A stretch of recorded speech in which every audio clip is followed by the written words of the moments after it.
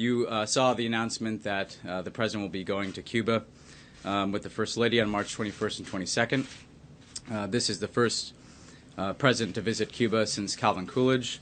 As we've noted, Calvin Coolidge traveled there on a battleship, so the optic will be quite different from the get-go here. As we considered whether to go this year to Cuba, the President's judgment was that, number one, going to Cuba was an important step forward in signaling this new beginning between our two countries and peoples, and also importantly that going to Cuba could help enlarge this space that benefits the Cuban people and increases ties between our countries.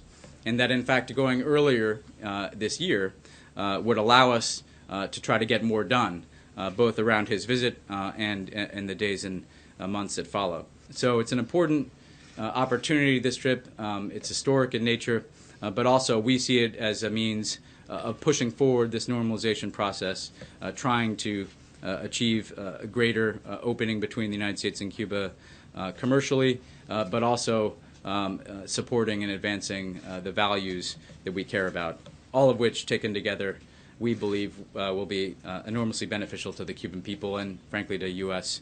interests.